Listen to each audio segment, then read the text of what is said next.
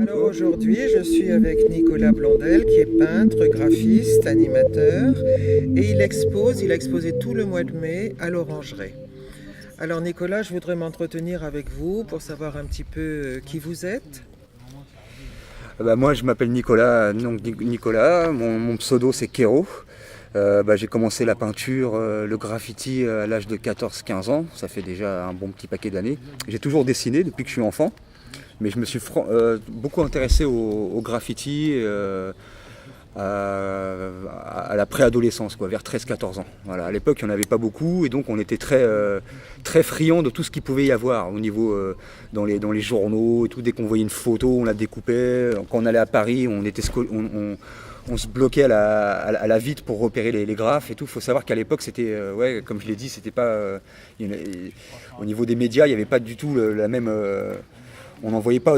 C'était pas comme les bombes de peinture et tout. On n'était pas du tout. Pas connu et en même temps c'était illégal. C'était illégal, mais au niveau du matériel et toutes les fournitures qu'il peut y avoir maintenant, C'est vrai. à l'époque, non. On Oui. prenait ce qu'il y avait, quoi. Et Oui, voilà. donc c'était, on allait prendre des bombes à Auchan, des Ilcor, des bombes qui marchaient pas trop. On n'avait pas tous les bouchons qu'on peut avoir maintenant. Il n'y avait pas les magazines de graphes non plus. Donc c'était une chose qui était plus rare, quoi. Voilà. Plus difficile à cerner. Et cette Et c'est plus diffusion excitant. aussi par les réseaux sociaux, Ouais, il c'est y avait assez pas, formidable. il y avait pas- Maintenant, on ouais, peut ouais. en voir Ouais, ouais. beaucoup. Mhm. Voilà. Mhm. Oui. Donc vous en avez fait au Havre Ouais, j'en ai fait, ouais. également. Ouais, Oui. ouais. Est-ce qu'on peut les voir encore? Parce que quelquefois ils ne subsistent pas. Disons que c'était dans les terrains, et puis les terrains, ils ont été démolis. Après, ils ont construit des choses dessus, des immeubles et tout. Oui. C'est assez. C'est l'art éphémère. Voilà. Il y a eu des devantures de magasins aussi au début des années 2000. Ça a pas Oui. mal marché. Oui. Et, sinon. Oui, ça se comprend parce qu'en fait au Havre, il y a quand même pas mal de boutiques qui sentent un peu à l'abandon. Oui, Je c'est vois clair. le boulevard Ouais. Maréchal Joffre, Ouais. là, il y a Mhm. beaucoup de surfaces tristounettes, Mhm. on va dire. Ouais. Oui. Alors dans votre famille, est-ce qu'il y avait des artistes? Il y avait mon grand-père qui était peintre. Oui. Ouais. Alors il est même connu, je crois. Ouais. Alors c'est Sacha Blonder, André Blondel. Il a deux identités. Mhm. Voilà. Mm. Et c'est vrai que il a dû, son travail a dû m'influencer. Enfin, moi, ça fait un petit paquet d'années que je m'intéresse à son travail, mais c'est vrai que c'est quand même une bonne chose d'avoir un artiste comme ça, de son gabarit dans la famille. Oui. Voilà. Oui, c'est vrai. Est-ce que vous avez fait des études de beaux-arts? Est-ce que vous vous êtes formé comme ça? J'ai fait une année de fac d'art à Amiens Oui. en 96. Oui. Après, j'ai fait une année de graphisme à Bruxelles. Ils m'ont un peu formé. Et après, je suis revenu au Havre. Et là, j'ai fait les beaux-arts, mais ça n'a pas trop marché, donc j'ai été emploi jeune, voilà, pour travailler avec des enfants dans une école. Ah oui, c'est pour ça que vous êtes animateur. Voilà. Voilà. Le boulot d'animateur, ça fait quand même un peu plus de 20 ans que je le fais. Et je me suis un peu spécialisé dans tout ce qui est art plastique. Voilà. Et puis aussi tout ce qui est sensibilisation aux fresques murales. Voilà. Et ça, c'est très important quand même pour les enfants. Oui, ouais, c'est vrai que c'est important. Et Oui. c'est vrai que c'est quelque chose qui fonctionne bien. Ça Oui. marche bien. Parce Ouais. que ça leur apprend peut-être à regarder, mais aussi à faire, à dessiner, à peindre. Oui, ça développe leur créativité Voilà, aussi. voilà. Oui, oui, Et oui. puis, ça, c'est toujours agréable quand ils arrivent à faire quelque chose, de les voir à réussir et puis de les pousser derrière pour, Aller au bout. pour aller au bout. Ça, c'est vrai que c'est Ouais. une bonne chose. Ouais, Ouais. ouais. Alors parlez-moi un petit peu de cette exposition que vous avez organisée à l'Orangerie dans les jardins suspendus. Ouais. Alors c'est des choses. Alors il y a des choses il y a des choses assez récentes et moins récentes que j'ai fait, quoi. J'ai proposé ce que j'appelle des croquis sur toile. C'est on va dire c'est réalisé au marqueur sur des toiles et d'après des dessins que j'ai faits. Mhm. Et c'est une technique qui me plaît assez parce que c'est assez rapide à faire et en même temps il y a un côté spontané aussi qui est intéressant. C'est quand même assez travaillé. Je vois vos géants là. Ils sont pas d'un jet. Non, c'est vrai que c'est quand même travaillé. Il y a des croquis préparatoires, c'est fait. Voilà. C'est pas fait en une seule fois comme ça. Mhm. Mhm. Voilà. Sinon il y a des impressions numériques à partir de bêtes que j'ai fait. sur ordinateur. Alors expliquez-nous ce que c'est. Alors ça, c'est des choses que j'ai vectorisées. C'est du vectoriel, c'est un peu le même procédé que j'utilisais pour faire mes masques avant, mes logos. Oui, que j'ai beaucoup admiré. Donc, on les trouve sur votre page Facebook, hein, on c'est ça? ouais, on en trouve sur les pages Facebook. Ah oui, je les trouve magnifiques. Oui. Et il y a un côté, on va dire, où le logo, voilà, comme c'est du vectoriel, on peut en faire ce qu'on veut. Et c'est une base, on part d'une base qui est intéressante. Du fait qu'après, je peux peut-être le faire en t-shirt, je peux peut-être le faire en graphe, je peux le faire en tableau, je peux le faire en affiche, je peux le faire en sticker. Donc voilà, c'est intéressant de pouvoir le développer sur plein de supports différents. Et votre inspiration, là, elle vient du développement, du choix des couleurs, elle vient de... Précisez-moi un petit peu, parce que j'ai du mal à me représenter sur l'ordinateur. Moi, je ne sais pas pourquoi, j'ai l'impression que sur l'ordinateur, c'est limité. Mais j'ai un préjugé, là, sûrement. Bah non, c'est pas limité, justement. On peut faire vraiment plein de couleurs, on peut faire tout. Au niveau des couleurs, c'est intéressant. Oui. Alors moi, je pars sur des couleurs que j'apprécie, puis après, je fais des essais, mais bon, ça reste sur des teintes que j'utilise quand même, que j'ai l'habitude d'utiliser. Mais on peut changer complètement les couleurs, c'est assez intéressant quand même. Ah, oui. Oui, alors là vous développez un graphisme que l'on connaît, quand on a vu sur Facebook là. Ce graphisme là que vous utilisez pour l'éléphant, pour le caméléon, pour le rhinocéros, c'est un graphisme, comment on va dire, comme un miroir éclaté, je ne sais pas comment dire moi. Ouais, j'appelle ça du défragmentation. Voilà, c'est ça. Défragmentation. Oui. Et ça jaillit un peu de la toile, moi je trouve ça beau. Ça jaillit, ça. Oui. Oui, donc ça c'est votre style. Oui. Voilà. Oui. Alors il faut préciser aussi que c'est d'inspiration africaine. Pas nécessairement ça.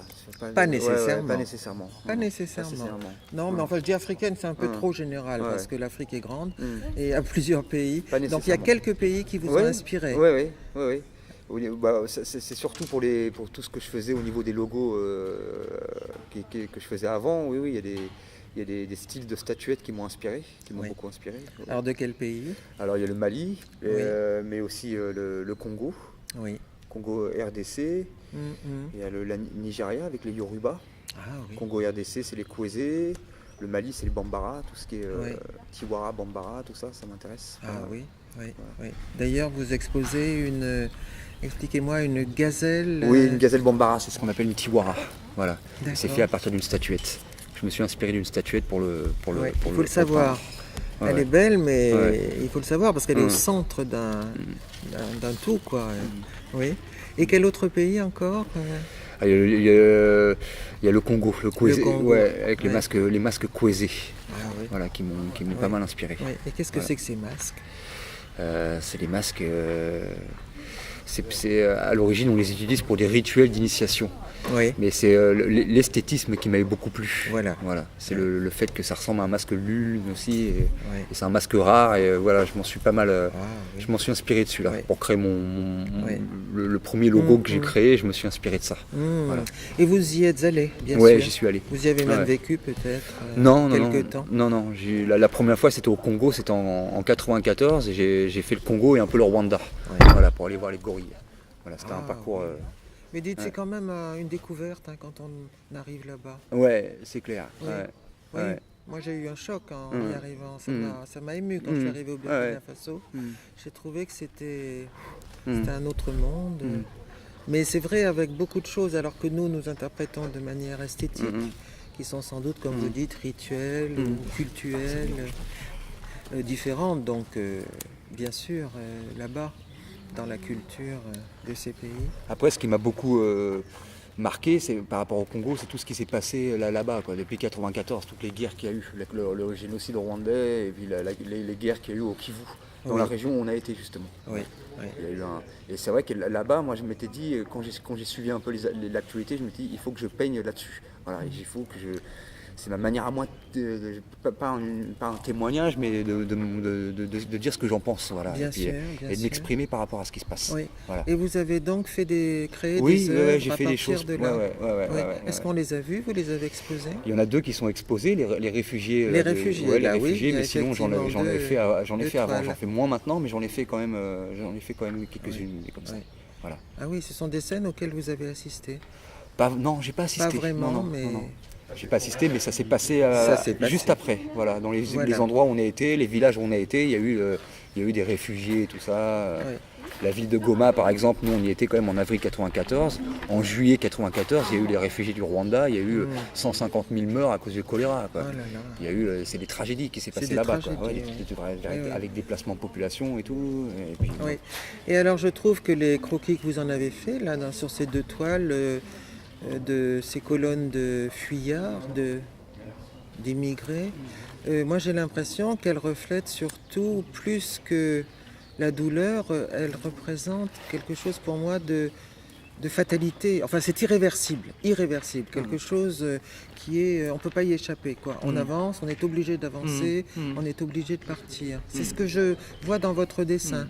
Je ne sais pas si vous l'avez senti comme ça. Non, mais pourquoi pas, ouais, pourquoi pas. Et les animaux, là, le rhinocéros, l'éléphant, le caméléon, ce sont des inspirations bien différentes. Bah, alors ça, c'était au départ, quand j'ai commencé. Alors, des animaux, j'en ai toujours un petit peu fait. Des tigres, tout ça, j'en ai toujours. Mais l'éléphant, je suis parti à partir du. J'avais fait un éléphant pour la friche qu'il y a eu il y a 2 ans. Je sais pas si vous aviez été à Danton. C'est à Danton. Ouais. Oui, oui. J'avais fait une tête d'éléphant. Voilà. Et donc je m'étais dit pourquoi pas leur travailler à ma façon en vectoriel, un peu comme je fais avec mes masques. Voilà. Et c'est comme ça que c'est parti. Voilà.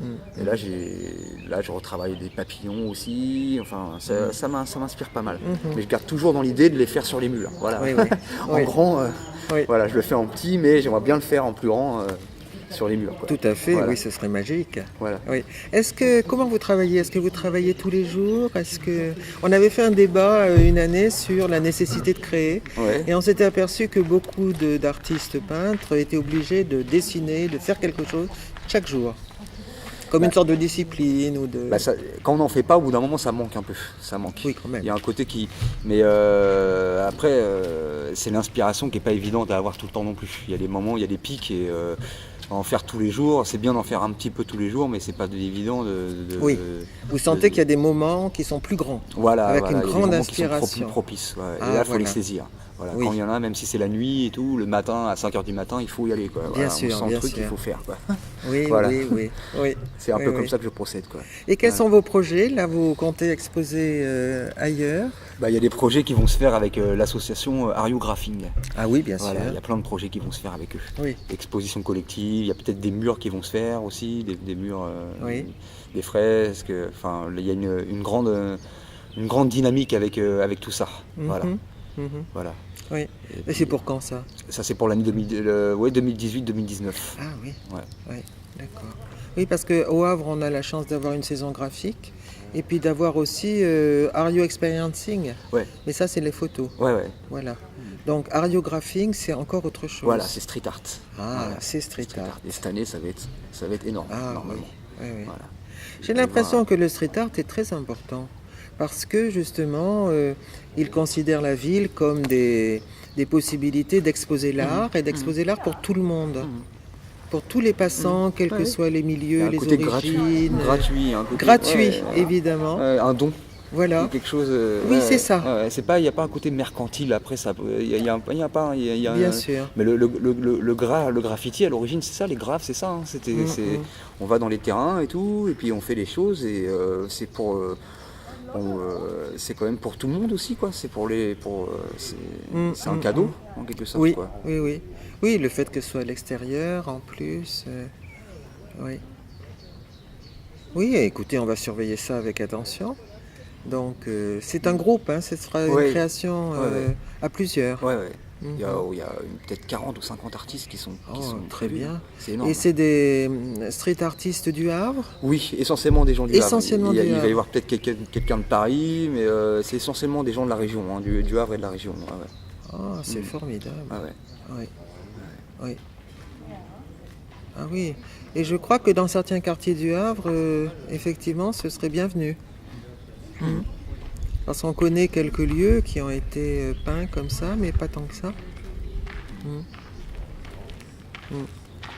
Et alors personnellement, est-ce que vous pensez exposer dans un Non. autre lieu comme l'Orangerie par exemple? Pas spécialement. Non, il y a peut-être la glacière, la galerie La Glacière. Ah voilà, bien sûr. C'est Oui. peut-être un endroit qui va être utilisé pour les expos. Mhm. Mhm. Et puis sinon, comme projet, au niveau des projets artistiques, moi je sais que je retourne au Mali cet été, au mois de juillet, Mhm. avec ma fille. Et puis là-bas, je vais faire Mhm. confectionner des sacs. Voilà. Mhm. Parce que ça avait pas mal marché. Et ça, Mhm. voilà, c'est un objectif Oui. que je me suis. Mhm. Et je vais aussi ramener de la peinture là-bas pour peindre et tout. Enfin, Ah avec ouais. les gens de l'INA, Oui. je vais essayer de Ah faire des oui. choses là-bas, quoi. Oui. Voilà. Oui.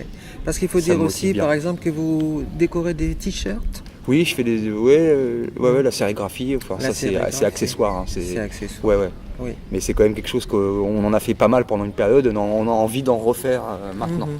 Voilà. Mhm. Mais c'est pas. Voilà, c'est pas Mhm. évident. Voilà, C'est pas évident, non. c'est pas évident. Non, mais là aussi, c'est l'art à la portée de tous, Mhm. quasiment. Oui. Oui. Bon, eh bien écoutez, alors c'est presque la fin de votre exposition, là, le 31 mai, mais on va vous attendre avec impatience pour une suite, bien sûr. Alors Nicolas Blondel, merci. À bientôt.